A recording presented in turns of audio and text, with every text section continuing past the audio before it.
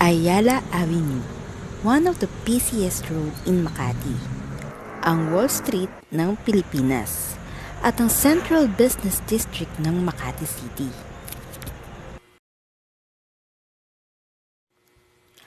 At alam nyo ba mga mi, na dito dati sa Ayala Avenue ay may dating airport? Chichikahin ko muna kayo mga mi habang naglalakad. Etong structure na lagi kong dinadaanan at katabi ng establishment na aking pinapasukan ay may malaking papel sa kasaysayan.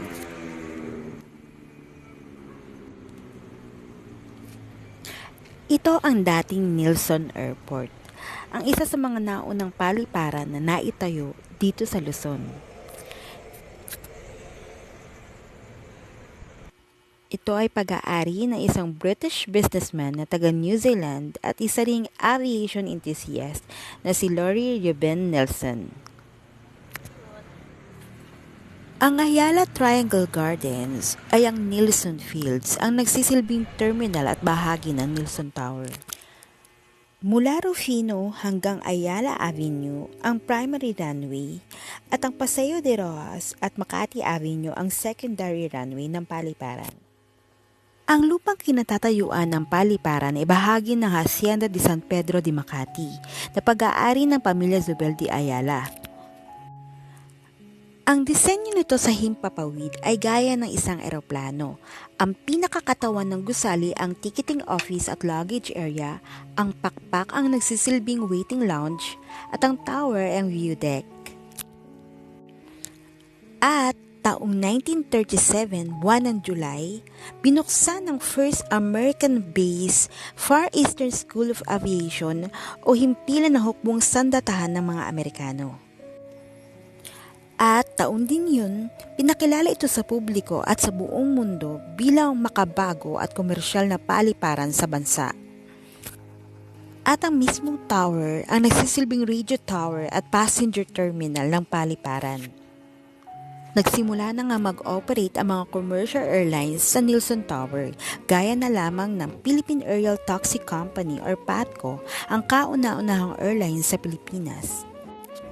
Sinundan ng Iloilo Negros Air Express Company Incorporated, ang kauna-unahang pampasaherong airlines na pag-aari ng isang Pinoy. Taong 1941, buwan ng Marso 15, nang maitatag ang Philippine Airlines, ang kauna-unahang lipad nito ay sa Nilson Airport na patungong Baguio. December 8, 1941 nang magsimula ang pananakop ng Hapon sa ating bansa. Nang panahon ng pananakop, ginawa rin itong tanggapan ng hukbong sandatahan ng mga Hapon, kung kaya hindi rin siya ganoon nasira. Nang makalaya na ang Pilipinas sa mga Hapon taong 1945, nirestored ang Nilson Airport at muling nag-operate bilang commercial flight noong 1946.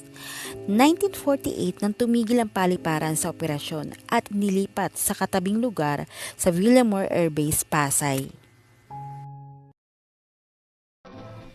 Binalik sa Ayala I-Kumpanya ang pagpapalakad sa pasilidad at pinreserve ito ng kumpanya.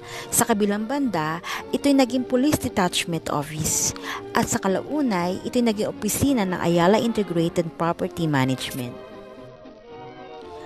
Late 1970s to 1994, nagkaroon ng mga Filipino investors at kinonvert ito pang maging semi-private first-class restaurant. At taong 1996 ay naging Philippine Heritage Library na ngayon ay Ayala Museum. Simula 2014 magpasa hanggang ngayon, ito ay naging Blackbird at the Nilson Tower. Isang fine dining elegant restaurant na kasama sa 50th best restaurant in the world.